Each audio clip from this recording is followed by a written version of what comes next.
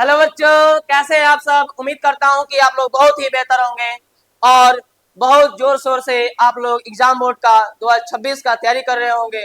2026 में exam board के लिए आप लोग बहुत ही अच्छे से तैयारी कर रहे होंगे और इसी के साथ आप लोग रिजल्ट भी बहुत बेहतर लाएंगे। ये मेरा उम्मीद है कि आप लोग कुछ करके दिखाएंगे।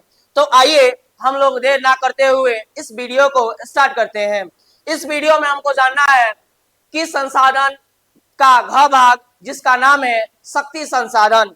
शक्ति संसाधन और शक्ति संसाधन का वितरण यानी बंटवारा कहाँ कहाँ किया गया है, इसके बारे में जानना है। ठीक है, तो आते हैं हम शक्ति संसाधन पर, जो कि बहुत ही अधिक ऑब्जेक्टिव क्वेश्चन और सब्जेक्टिव क्वेश्चन पूछा जाता है। तो बाबू इस वीडियो को स्किप ना करते हुए इस वीडियो को लगातार देखें और अच्छा से अच्छा नंबर लाएं। 2026 में आप ही कुछ करिएगा, ये आपका मेरा वादा है कि आप जरूर कुछ करिएगा। तो बाबू स्टार्ट करते हैं इस वीडियो को। देखिएगा, चैप्टर का नाम है शक्ति संसाधन। शक्ति संसाधन होता क्या है, तो सबसे पहले शक्ति संसाधन यानी थोड़ा बात जान लेते हैं। शक्ति संसाधन यानी आप जानते हैं शक्ति या ऊर्जा, और संसाधन संसाधन यानी जिसका उपयोग हम लोग कर रहे हैं, जो हमारे लिए अति आवश्यक है, जिसका उपयोग हम लोग कर रहे हैं, वैसे को संसाधन कहते हैं। और अब उस शक्ति का भी ऊर्जा का भी उपयोग कर रहे हैं, इसीलिए इसका नाम पड़ गया है शक्ति ऊर्जा संसाधन। यानी कहा जाए तो बिना शक्ति का, बिना ऊर्जा का कोई भी काम सफल नहीं है। पर कोई भी काम कर रहे हैं तो काम करने में शक्ति या ऊर्जा की आवश्यकता होती है।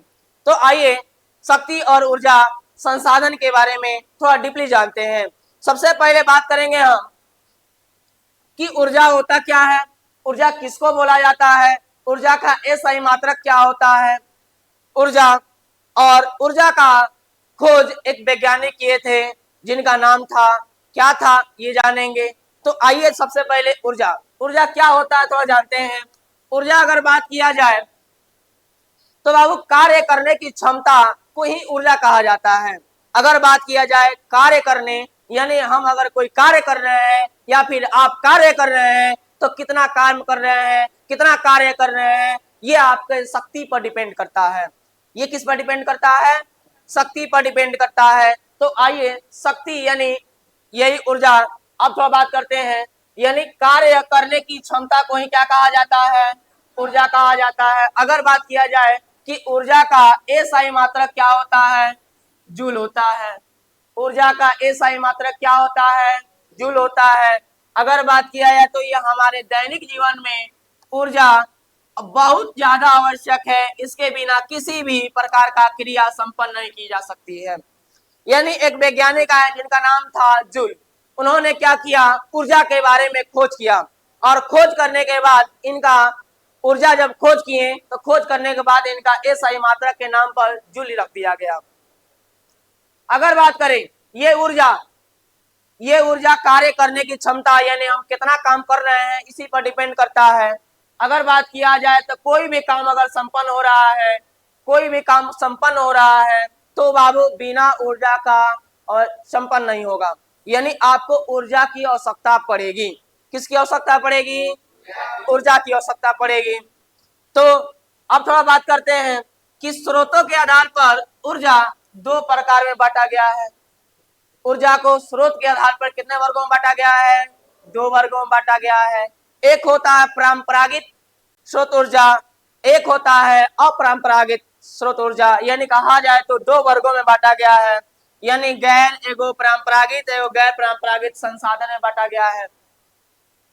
अगर बात की जाए ऊर्जा का परंपरागत स्रोत क्या होता है, यानी ऐसा स्रोत जो अभी से नहीं, हमारे पूर्वजों से या फिर बहुत दिनों से चलता आ रहा है, उस ऊर्जा का हम लोग उपयोग कर रहे हैं।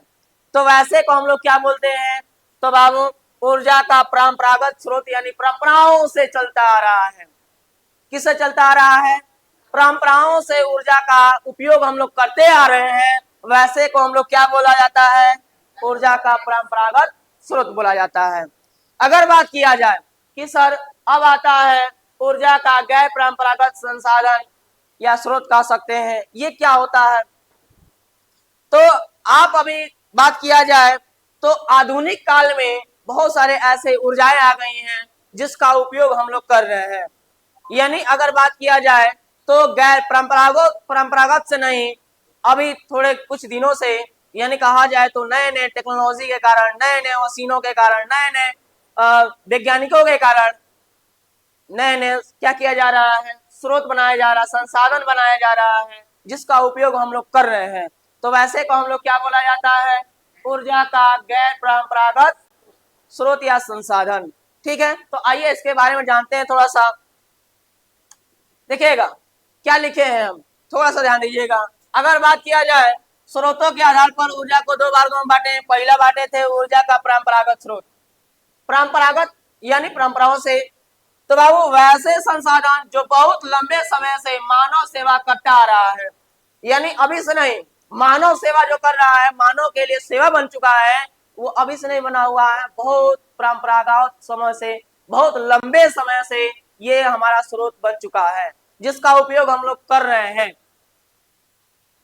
तथा जिसका उपयोग व्यापक रूप से किया जाता है। व्यापक यानी कहा जाए तो बहुत ज्यादा उपयोग, व्यापक यानी होता है बहुत ज्यादा उपयोग किया जा रहा है, उसे ऊर्जा के परंपरागत स्रोत कहा जाता है। अगर पूछेगा कि ऊर्जा का परंपरागत स्रोत क्या होता है तो कहेंगे सर परंपराओं से या फिर बहुत लंबे समय से जिस संसाधन का उपयोग हम लोग कर रहे हैं वो संसाधन हमारे लिए क्या कहलाएगा, वे कहलाएंगे परंपरागत स्रोत। ठीक है, अब थोड़ा बात करते हैं, उदाहरण के लिए देख लीजिए जैसे जीवाश्म ईंधन। जीवाश्म ईंधन जीव जंतुओं से, पशु पौधों से क्या किया जाता है, ईंधन का निर्माण होता है, इसका उपयोग कर रहे हैं। कोयला हो गया, कोयला का भी हम लोग क्या कर रहे हैं, परंपरागतों से हमारे पूर्वजों भी क्या किए थे, कोयला का उपयोग किए थे, और हम भी क्या कर रहे हैं, कोयला का उपयोग कर रहे हैं। तो ये हमारा क्या हो जाएगा, परंपरागत स्रोत हो जाएगा। अगर बात किया जाए पेट्रोल, पेट्रोल बाबू अभी से नहीं निर्माण हुआ है, पेट्रोल परंपराओं से चल रहा है, इसीलिए इसको क्या कहा जाता है, परंपरागत स्रोत कहा जाता है। प्राकृतिक गैस भी हो जाएगा, जल विद्युत, परमाणु ऊर्जा इत्यादि, इस सभी चीजें जो है परंपरागत स्रोत में आएंगे। पूछा जाएगा ऑब्जेक्टिव क्वेश्चन यहाँ से कि बताइए कि आपका परंपरागत स्रोत है, ऊर्जा का परंपरागत स्रोत कौन कौन है। तो बाबू याद रखिएगा, इतना सारे उदाहरण में बहुत सारे उदाहरण हो सकते हैं लेकिन इतना बता दिया गया है। जैसे जीवाश्म ईंधन, कोयला, पेट्रोल, प्राकृतिक गैस, जल विद्युत, परमाणु ऊर्जा इत्यादि, ये सब बातें समझ रहे हैं आप लोग। तो बाबू आगे बात करते हैं हम लोग गैर परंपरागत स्रोत। गैर परंपरागत स्रोत क्या होता है, किसको बोला जाता है गैर परंपरागत स्रोत। तो याद रखिएगा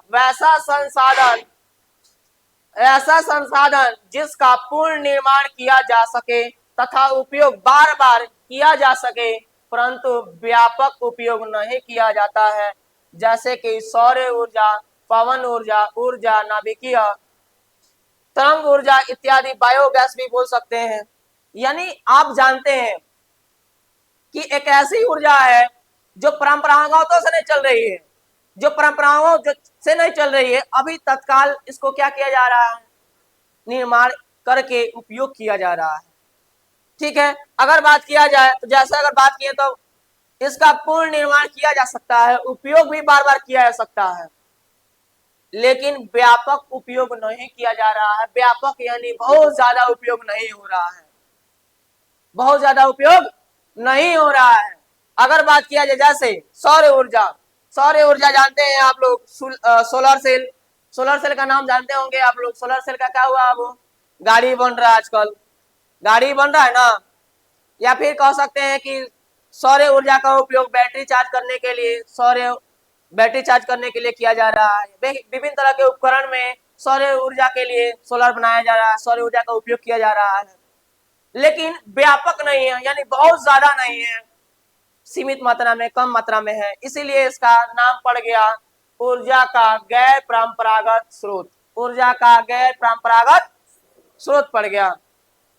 ठीक है, तो आगे चलते हैं, थोड़ा सा बात करते हैं। देखिए अगला टॉपिक हम लोग का क्या है, अगला टॉपिक ऊर्जा में पढ़ना है। ऊर्जा में हम लोग को जानना है कोयला, कोयला क्या होता है, कोयला किसको बोला जाता है? कोयला भी हमारा जानते हैं कि कोयला एक परंपरागत स्रोत है, परंपराओं से चल रहा है, अभी भी उपयोग हम लोग कर रहे हैं कि नहीं कर रहे हैं? कर रहे हैं। तो अभी हम जो उपयोग कर रहे हैं कोयला, तो कोयला कहाँ कहाँ कौन क्षेत्र में पाया जाता है, कितना पाया जाता है, कौन कोयला का प्रकार है, इसको जानना है। तो आइए कोयला के बारे में जानते हैं हम लोग। कोयला, कोयला क्या होता है सुन लीजिएगा। कोयला भूविर्ग दृष्टि से भारत में समस्त कोयला भंडार दो मुख्य भागों में बांटा जा सकता है। अगर बात किया जाए कि भारत में क्या किया जाता है, ये कोयला भंडार पृथ्वी के अंदर से खनन करके निकाला जाता है और खनन करने के बाद इसका उपयोग किया जाता है। तो बाबू ये कोयला, सबसे पहले बात करेंगे कौन सा कोयला निकलता है, कोयला का कौन कौन प्रकार है, कोयला का कौन कौन से कहाँ कहाँ समूह है, इसके बारे में जानेंगे। तो आइए समूह के बारे में जानते हैं हम। अगर बात किया जाए तो बाबू भूविर्ग से दृष्टि से भारत में समस्त कोयला का भंडार दो वर्गों में बांटा गया है। दो वर्गों में कौन कौन बांटा गया है, तो याद रखिएगा, पहला गोडाउना समूह। कौन सा समूह? गोडाउना समूह। कौन सा समूह? गोडाउना समूह। गोडाउना समूह क्या होता है सुन लीजिएगा। इस समूह में भारत का 96%, कितना प्रतिशत? 96% कोयला का भंडार है। अगर बात किया जाए गोडाउना समूह एक ऐसा समूह है जिसमें कोयला का भंडार है, कितना भंडार है? 96%। अगर बात किया जाए गोडाउना समूह का कुल उत्पादन 99% है। सबसे ज्यादा अगर कोनो कोयला का उत्पादन किया जाता है और निकाला जाता है, वो है गोडाउना समूह का कोयला।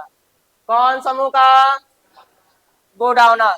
अगर बात किया जाए सुन लीजिएगा, यहाँ के कोयला का निर्माण लगभग 20 करोड़ वर्ष पहले हो चुका था। यानी कहा जाए तो बताइए गोडाउना जो समूह है, गोडाउना समूह में कोयला का जो उत्पादन किया गया वो कितने वर्ष पुराना है? तो याद रखिएगा 20 करोड़ वर्ष। 20 करोड़ वर्ष ये कोयला का निर्माण किया गया था, निर्माण हो चुका था। ठीक है, तो बात यही कहेगा कि बताइए गोडाउना समूह क्या है। गोडाउना समूह क्या है? तो बोलेंगे सर यह समूह भारत में 96% पाया जाता है इसका भंडार। अगर बात किया जाए तो इसका समूह अगर बात करें तो ये उत्पादन कितना परसेंट करता है? 99% करता है। कितना परसेंट? अगर बात किया है तो सर कितना वर्ष पहले निर्माण हुआ था? 20 करोड़ वर्ष पूर्व क्या हुआ था? ये निर्माण हो चुका था। ठीक है, तो आगे बात करते हैं, थोड़ा सुन लीजिएगा। ये तो बात पता चल गया। एक बात बताइए, गोडाउना कोयला क्षेत्र मुख्य 4 नदी घाटियों से पाए जाते हैं। 4 गो नदी ऐसा है जिससे गोडाउना समूह के कोयले प्राप्त होते हैं। कितना तरह के? कितना तरह के? 4 तरह के। पहला सुनिएगा, पहला है दामोदर घाटी, दूसरा है सोन घाटी, तीसरा है महानदी घाटी, अगर अगला है वर्षा गोदावरी घाटी। यानी जो गोदावरी घाटी है 4 को आपको बताया गया है। पहला बताया गया दामोदर घाटी, सोन घाटी, महानदी घाटी और गोदावरी घाटी। ये जो घाटी है, इस 4 गो घाटी है जिससे कोयला आपको प्राप्त होता है। कौन सा कोयला प्राप्त होता है? कौन सा समूह वाला कोयला प्राप्त होता है? तो गोडाउना कोयला वाला समूह प्राप्त होता है। ठीक है, तो आगे चलते हैं। अगला टॉपिक क्या कहता है? अगला अब आता है दूसरा नंबर, टर्शियरी समूह। कौन समूह है जी? टर्शियरी समूह। टर्शियरी समूह क्या होता है सुन लीजिएगा। टर्शियरी समूह, गोडाउना समूह के बाद टर्शियरी समूह का कोयला निर्माण हुआ है। अगर बात किया है सर गोडाउना समूह सबसे ज्यादा था, इसके बाद आता है कौन सा समूह आता है? टर्शियरी समूह आता है। और टर्शियरी समूह का निर्माण दूसरा स्थान रखता है। अगर बात किया जाए तो 5.5 करोड़ वर्ष पहले ये पुराना हुआ। यानी कहा जाए तो अगर बात किया जाए तो अभी से लेकर के ये 5.5 करोड़ वर्ष पहले क्या हुआ गया था, इसका निर्माण हो चुका था। अगर बात किया जाए कि यह टर्शियरी कोयला मुख्यतः कहाँ कहाँ पाया जाता है, तो बाबू असम पाया जाता है, अरुणाचल प्रदेश, मेघालय, नागालैंड में पाया जाता है। कहाँ कहाँ पाया जाता है? तो बाबू टर्शियरी समूह कौन सा स्थान रखता है? समूह पर कौन कौन सा स्थान है? दूसरा स्थान है। पहला समूह किसका आधार पर रखता है? गोडाउना। दूसरा टर्शियरी। और बात किया जाए तो टर्शियरी गोडाउना के बाद आता है। अगर वो 20 करोड़ वर्ष पहले था तो बाबू हाई कितना करोड़ है बाबू? 5.5 करोड़ वर्ष पहले का है। तो कौन सा समूह है? टर्शियरी समूह। टर्शियरी समूह कहाँ कहाँ पाया जाता है? असम में, अरुणाचल प्रदेश में, मेघालय में, नागालैंड में पाया जाता है। ठीक है, पूछा जाता है क्वेश्चन की बताइए टर्शियरी समूह का कोयला क्षेत्र कहाँ कहाँ कौन कौन क्षेत्रों में पाया जाता है। तो याद रखिएगा ये कौन कौन क्षेत्रों में पाया जाता है। ठीक है, अब आते हैं कोयला का वर्गीकरण। कोयला का वर्गीकरण बाबू कोयला का वर्गीकरण क्या होता है? कोयला का वर्गीकरण के बारे में बताइए, उसके वितरण यानी कहा जाए तो कोयला कौन कौन से कोयला होते हैं। तो कोयला के प्रकार के बारे में थोड़ा जान लिया जाता है, सुन लीजिएगा। पहला, कोयला को अगर देखा जाए तो कोयला का मात्र आधार कोयला के 4 प्रकार में बांटा गया है। अगर बात किया जाए तो आधार पर कोयला का कितना प्रकार है जी? 4 गो। कोयला यानी कार्बन के आधार पर कोयला को बांटा गया है कितना प्रकार में? 4 प्रकार में बांटा गया है कार्बन के आधार पर। सुन लीजिएगा,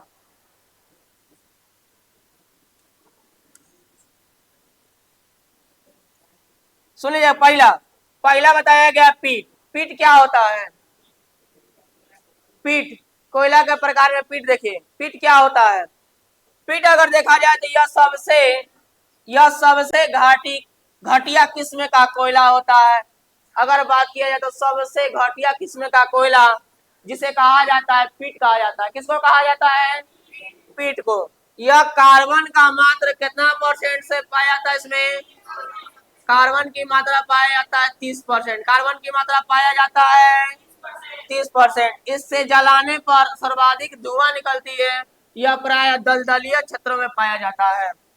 अगर बात करें तो पीट एक ऐसा कोयला है, पीट एक ऐसा कोयला है जिसमें कार्बन की मात्रा कम पाई जाती है और धुआं धुकुर धुकुर धुकुर ज्यादा निकलती है। मतलब धुआं की मात्रा ज्यादा और बाबू कार्बन की मात्रा कम हो, तो वैसे को रखा गया है कौन सा कोयला? पीट कोयला। कौन कोयला? पीट कोयला। किसमें कार्बन की मात्रा कितना परसेंट दिया गया है?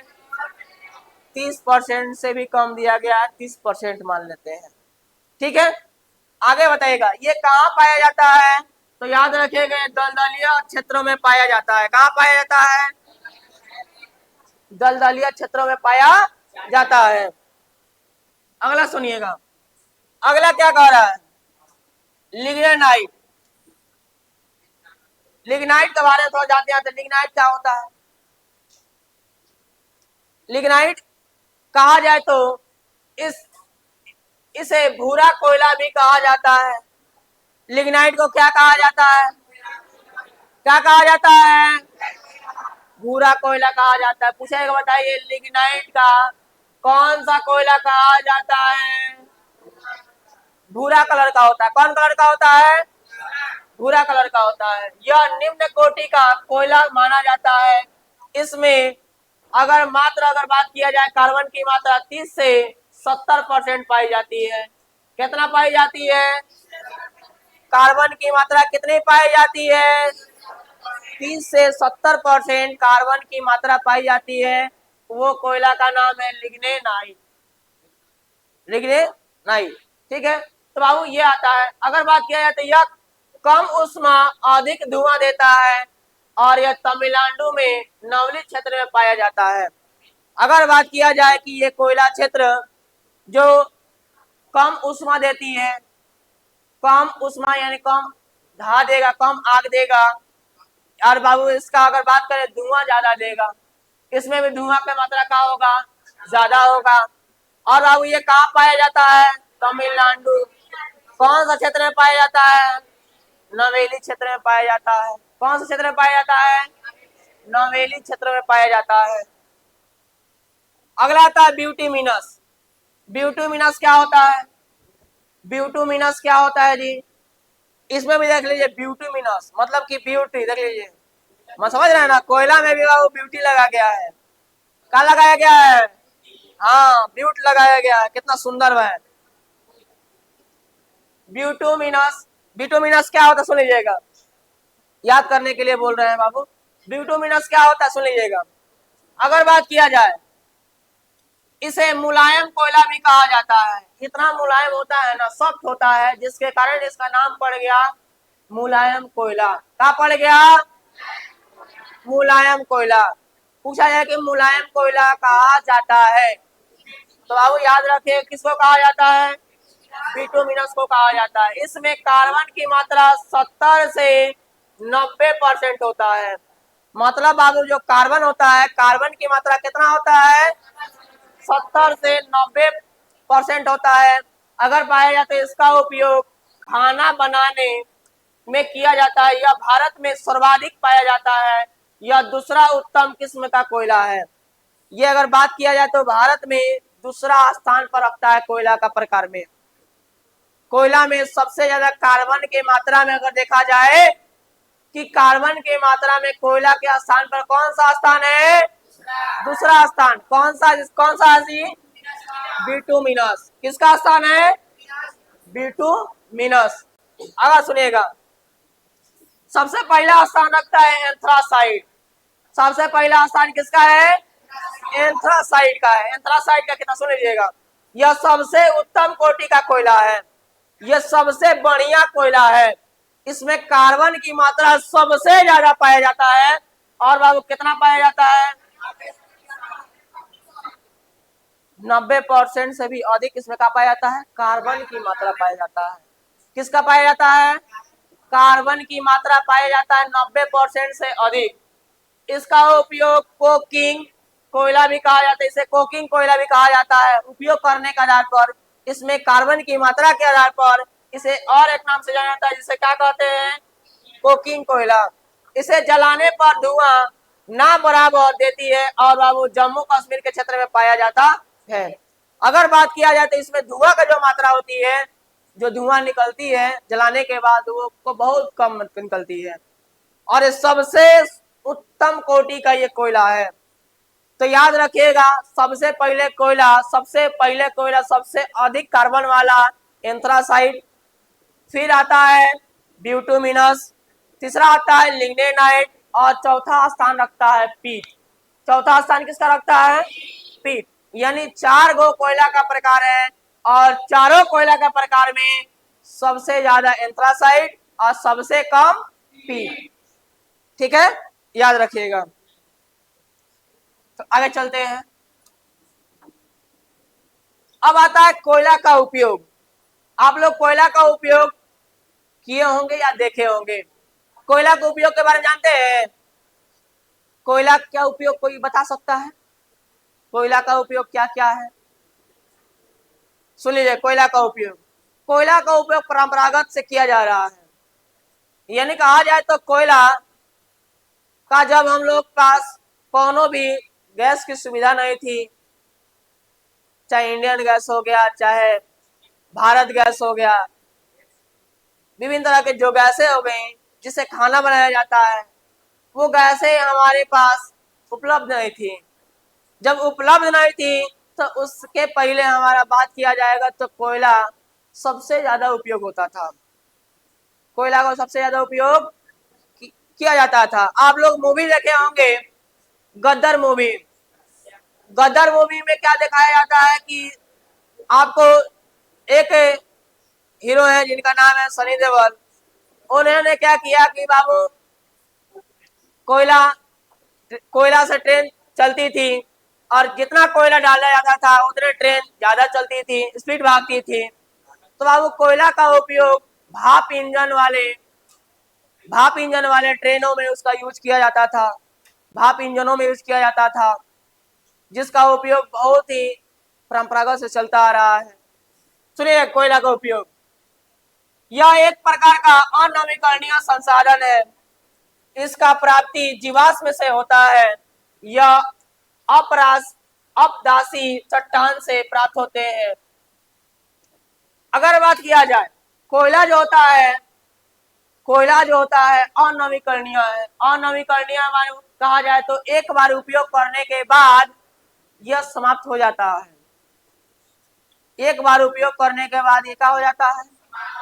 समाप्त हो जाता है। इसका दोबारा यूज नहीं किया जा सकता, उपयोग नहीं किया जा सकता है। तो बाबू, इसे हम लोग क्या बोलते हैं? अनवीकरणीय संसाधन बोलते हैं। तो कोयला एगो अनवीकरणीय संसाधन है। अगर बात किया जाए तो ये जीवाश्म से प्राप्त होता है। यह जीवाश्म से पेड़ पौधे जब पृथ्वी के अंदर दब गए तब ये जाकर के कोयला का निर्माण हुआ। कई वर्ष लग गए कोयला का निर्माण होने में। अगर बात किया जाए, सुन लीजिएगा, कोयला के उत्पादन में विश्व का पहला स्थान चीन का है। अगर बात किया जाए तो बताइए, कोयला के स्थान में सबसे ज्यादा कोयला कौन सा देश करता है? तो बाबू याद रखिएगा, वो है चीन। कौन सा? तो बाबू चीन है बाबू सबसे पहला स्थान। कोयला में सबसे पहला स्थान कौन सा है, किसका है? तो बाबू चीन का है। जबकि भारत, झारखंड, छत्तीसगढ़, उड़ीसा राज्यों में अग्रणीय है। अगर बात किया बताइए सर, कोयला जो है वो कोयला भारत में कहाँ कहाँ पाया जाता है? तो याद रखिएगा, कहाँ कहाँ पाया जाता है? झारखंड में पाया जाता है, छत्तीसगढ़ में पाया जाता है, उड़ीसा में सबसे ज्यादा पाया जाता है। अब आते हैं कोयला के उपयोग के बारे में। सबसे पहले कोयला का उपयोग सुन लीजिएगा, खाना बनाने में कोयला का उपयोग किया जाता है। कोयला का उपयोग किसमें किया जाता है? खाना बनाने में, विद्युत उत्पादन में, कल कारखानों में विस्तार में किया जाता है, चिमनी भट्टा में किया जाता है, धातु को गलाने में किया जाता है। यानी बाबू कोयला बहुत ही उपयोगी है और कोयला का उपयोग हम लोग कर रहे हैं। देख लीजिए, पहला खाना बनाना, दूसरा विद्युत में भी क्या किया जाता है? कोयला का उपयोग किया जाता है। तीसरा कल कारखाने में भी, चिमनी भट्टे में भी किया जाता है, धातु को गलाने में भी कोयले का उपयोग किया जाता है। यहाँ तक कि अगर बात करें तो आप अपने गाँव में देखे होंगे, लोहार के पास जहाँ जाइएगा लोहा पिटवाने के लिए, वो भी क्या करता है?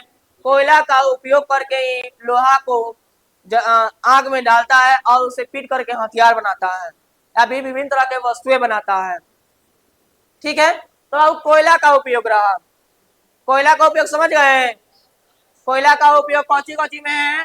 खाना बनाने, विद्युत उत्पादन में, कल कारखाने में, चिमनी भट्टे में और धातु को गलाने में कोयले का उपयोग किया जाता है। ठीक है, चलिए आगे चलते हैं। अगला टॉपिक है पेट्रोलियम।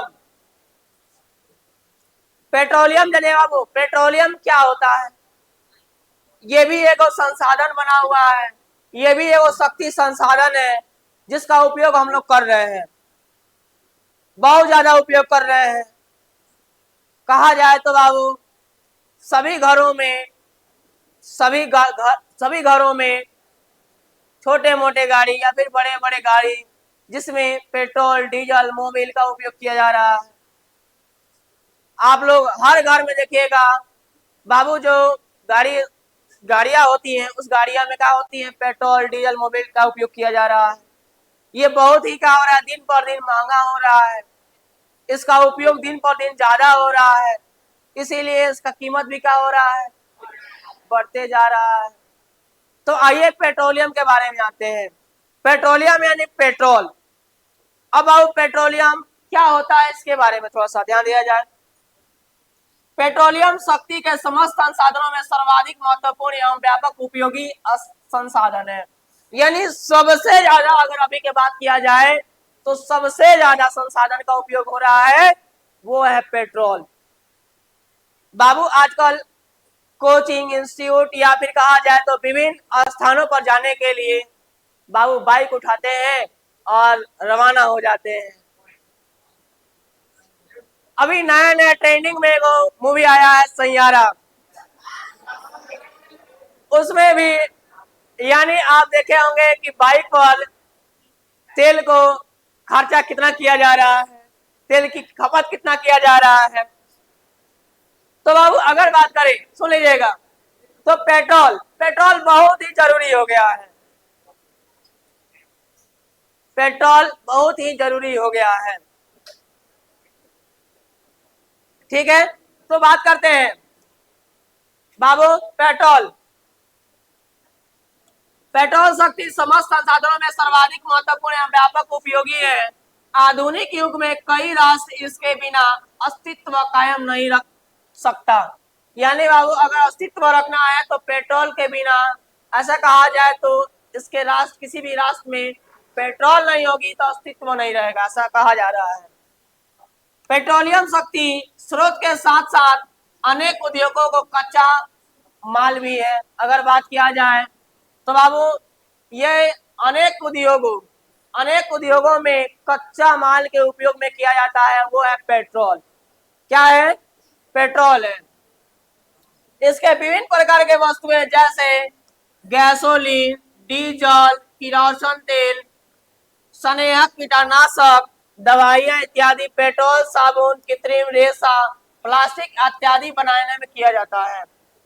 अगर बात किया जाए, ए लड़का, अगर बात किया जाए तो बाबू पेट्रोल से क्या क्या बनाया जाता है, सुन लीजिएगा।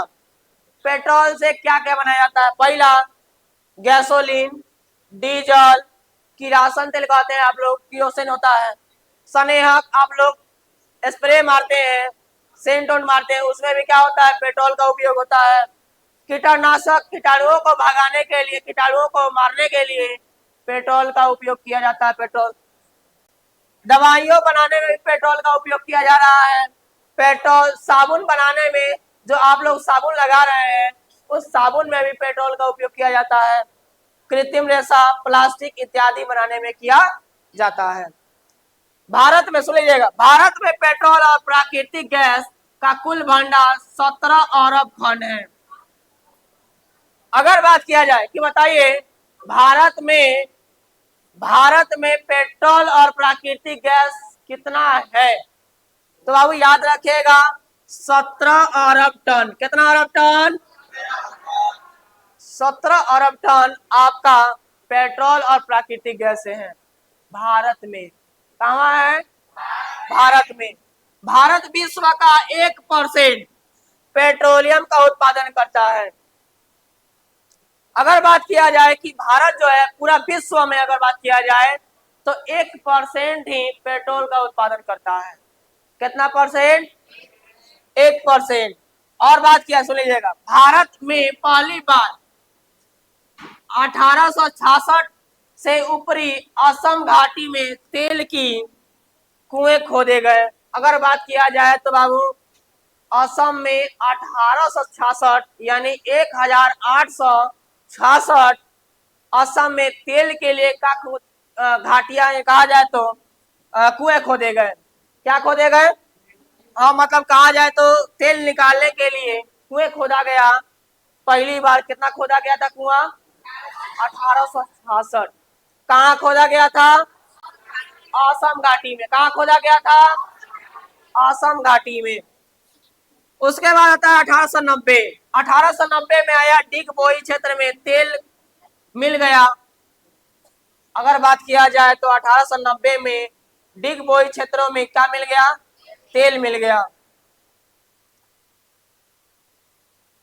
1898 अंठावन 1958 में खब्बात के तेल की क्षेत्र खोजे गए।